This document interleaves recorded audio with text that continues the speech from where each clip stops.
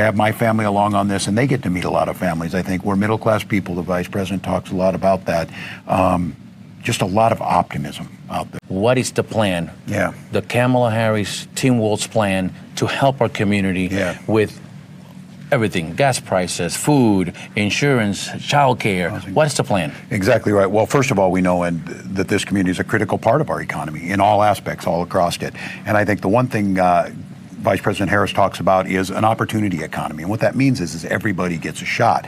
Starts out with making sure things like home ownership are more affordable. When you have more houses out there, she's talking about 3 million houses, some down payment assistance. And then talking about those things that we really matter. You're talking about grocery price and things. What we know is things when you target tax cuts like the child tax credit to the middle class, that cut poverty in half for the community. She wants to make that permanent. That's $6,000 a year. And what that allows you to buy formula, allows you to buy food for your kids. And then I think that idea about those daily things of drug prices and things, making sure that those are capped. But I think the biggest thing is making sure that we're not giving tax cuts to the wealthiest while we cut programs across there. Things like good public schools, investing in, and the childcare one, making sure that we cap. She's a proposal out there that you don't pay any more than 7% on childcare. It's really difficult for folks to do that. Tell them, why should they vote for you and Vice President Harris? Why are you the better option? Why are you the ones who are going to help us? That's right. Well, as I said, this community here in Pennsylvania and across this country, the Latino community, is fundamental to who we are, fundamental to the economy, fundamental culturally to who we are. As you know, Puerto Ricans serve in the military at a higher rate than any other place. So we know the commitment and love of this country is there.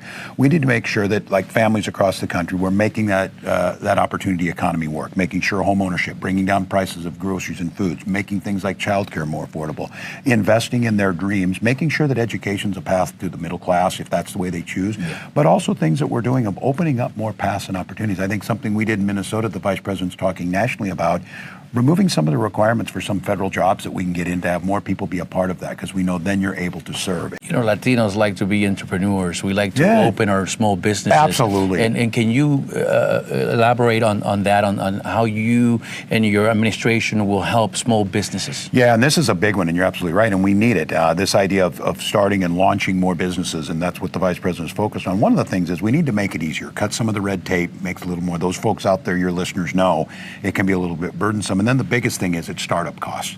And right now there's a cap of $5,000 on a tax credit for that. She's talking about lifting that up to $50,000. Most small businesses get in at around $40,000. That would be a big help.